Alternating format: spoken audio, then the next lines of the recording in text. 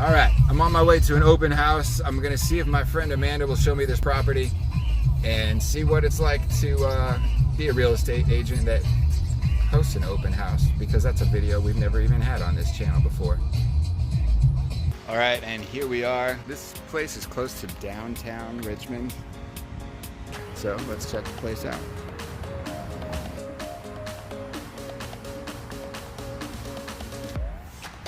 Really historic looking duplex. I don't see how the duplex is laid out. I guess I'll figure it out in just a second. Knocking on the door. I didn't know I was supposed to knock on the door. I didn't open house. This stained glass is so nice. Some of the historic features. Ah, there's Amanda.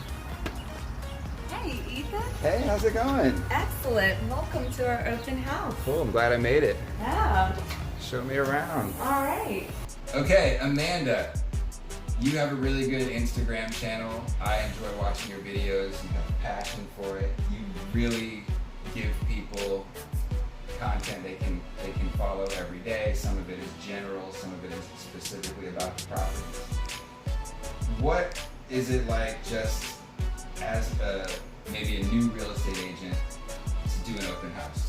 So I typically like to do a little bit extra with my open houses. The first week it's listed, I go around and I door knock the communities with neighbor-only invitations for an hour before the public open house starts. So, you know, we always get a lot of neighbors coming through wanting to look at the property, always curious what their neighbor's home looks like, and it drives a lot of traffic through. They might have lived here for a long time, but they've never been inside. Exactly. I saw this on your Facebook. So find your favorite real estate agent, or this one, and follow their Instagram, follow their Facebook. Definitely, and we also do Facebook advertising and Instagram advertising for them as well. We do a ton of signage. Signage is one of the biggest drivers of open house traffic. I make sure to put up at least like 15 signs when I do an open house and directionals.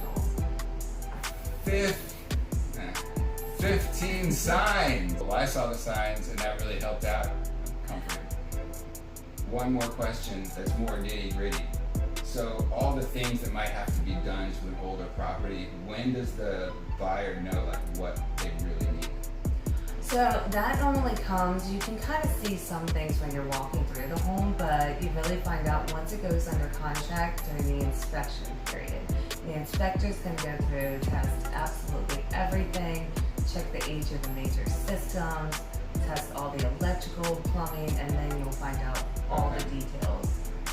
So the contract, since we don't know the condition of that discoloration yet, but we have to put a contract in, is it going to have some kind of language that says, hey, if that is a sign of a much bigger thing, we're not going to buy it anymore? Yeah, so during the inspection period, if they find some issues, you can negotiate repairs or negotiate a price reduction, or you can just walk away.